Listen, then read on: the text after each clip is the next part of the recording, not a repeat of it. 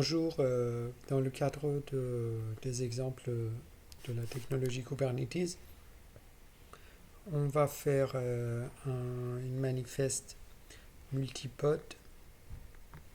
Dans l'exemple précédent, j'ai créé une ressource fichier de config que vous voyez nommé pod redis.yaml, là où j'avais un seul conteneur. Je copie exactement la même en tête, et puis vous voyez qu'on a la même chose. Et pour la spécificité de notre conteneur, on voit que maintenant on a deux conteneurs qu'on va nommer.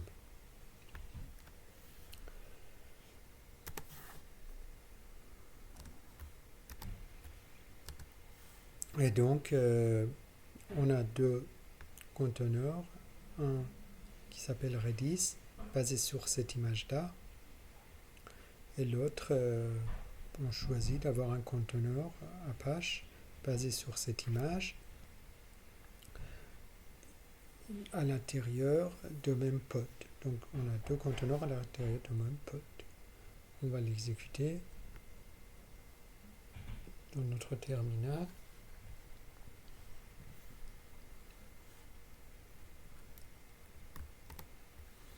On exécute la commande minikube statut et on voit que la machine virtuelle est en état running.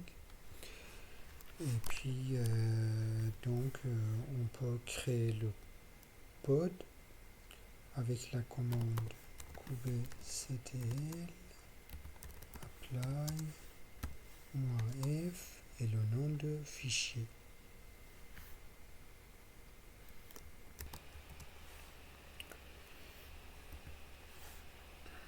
Donc j'exécute la commande et je vois que le nouveau pod vient d'être créé.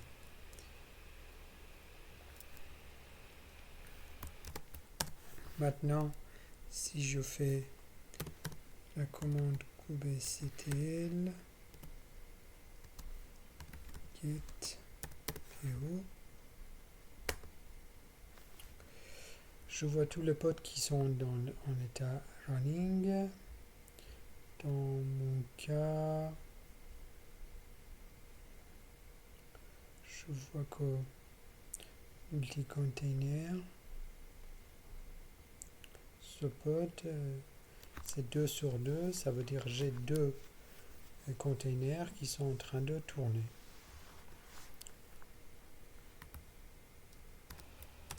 Donc si je fais un clear, et puis je vais voir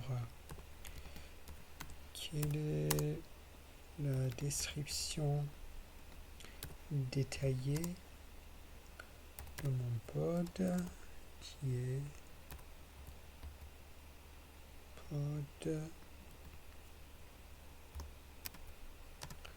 le pod qui s'appelle multi-containers. Donc je vois ici que j'ai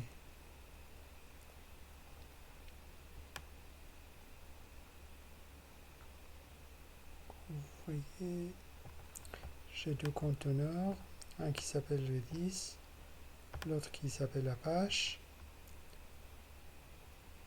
basé sur cette image-là, et puis Redis qui est basé sur cette image-là, état running. Donc on voit que 100% des conteneurs sont en état running, et donc par conséquence on voit que le pod est en état running. Bon, maintenant je souhaiterais rentrer dans le container de façon à pouvoir voir ce qu'il y a à l'intérieur de pod et voir les logs.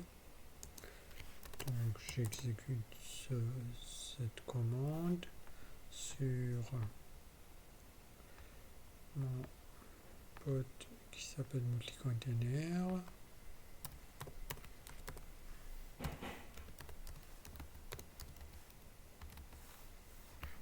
Et j'exécute la commande.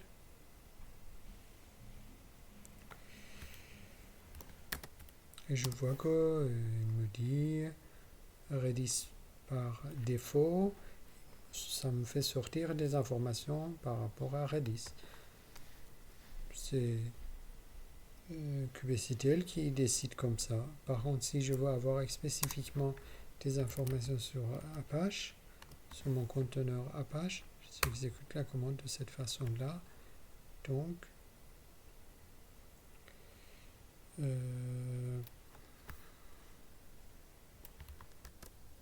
Donc on voit tout simplement le log lié à conteneur Apache. Maintenant, si je veux entrer dans le pod et exécuter des commandes à l'intérieur de conteneur Apache ou Redis, par exemple la commande pwd, je vois où se trouve ce conteneur-là. Et puis, concernant Redis, pareil, je vais voir où se trouve un conteneur, je vois que c'est dans le dossier data. Ok, dans le principe d'utilisation de Kubernetes, on voit qu'ici, on a un pod avec 2 conteneurs. Ce n'est pas la bonne pratique. La bonne pratique consiste à faire l'architecture microservice de telle sorte qu'on a par exemple 3 pods différents. Sur chaque code, j'ai une image MySQL, ou sur l'autre Apache, PHP, et sur notre, par exemple, une application Flask Python qui se communique avec cette base de données. C'est A et C se communiquent avec B séparément. J'ai 2 applications, A et B, sur un pod A, sur un pod C, qui se communiquent avec une base de données MySQL, et sans que chacun ait besoin de l'autre, de manière découplée. Alors que dans ce cas-là, là où vous voyez carré bleu, pod B, j'ai Apache et MySQL qui sont, comme dans l'exemple qu'on a fait, ils se trouvent dans les 2 applications, se trouvent dans la même pod, mais en réalité, meilleure façon de faire les choses, c'est un pod, un conteneur.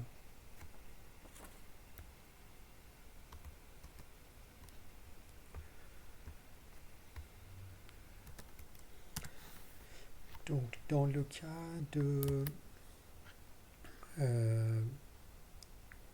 pod, là où j'ai 2 conteneurs se trouvent dans le même pod, et il faut savoir que chaque pod a une adresse IP. Par défaut, Apache écoute port 80 et MySQL port 3306. Chacun des ports sont associés à cette adresse IP de pod. Il faut savoir que les conteneurs dans le même pod partagent la même adresse IP.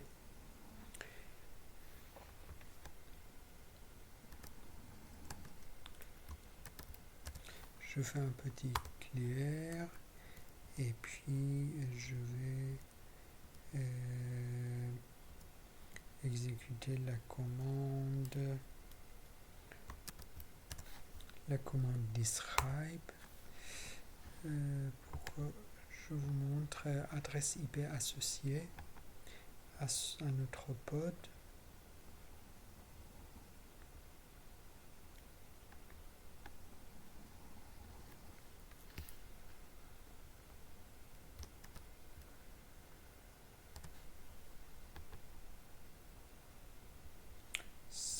l'adresse 172.17.03. Cette adresse n'apparaît pas au niveau des conteneurs. On est bien d'accord que pour chaque pod, on a une seule adresse IP et les conteneurs qui sont dedans, ils ont deux ports différents, écoutent sur des ports différents. Je fais un petit clair et puis je vais exécuter sur Redis la commande sh. Ici, it. Donc, on exécute un bash sur le conteneur mon Redis.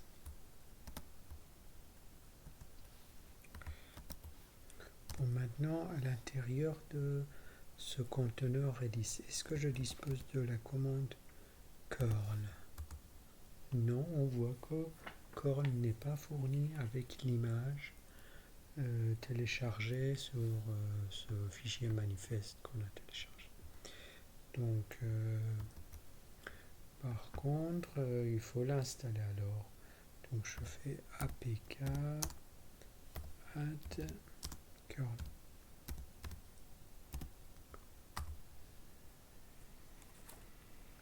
Et je vois que curl est bel et bien maintenant installé. Maintenant, si je fais un curl sur localhost, adresse IP 127.0.0.1 qui écoute sur le port 80. J'ai pas besoin de préciser parce que par défaut Apache normalement on me répond sur le port 80. Donc on voit très bien que depuis mon conteneur de Redis, j'ai accès à, je peux interroger conteneur Apache. Donc maintenant je fais un exit et puis je fais un clear et je vais détruire ce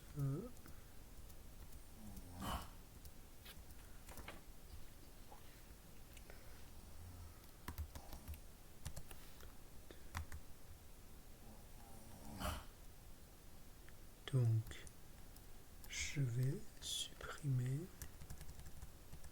Donc, il faut préciser le nom de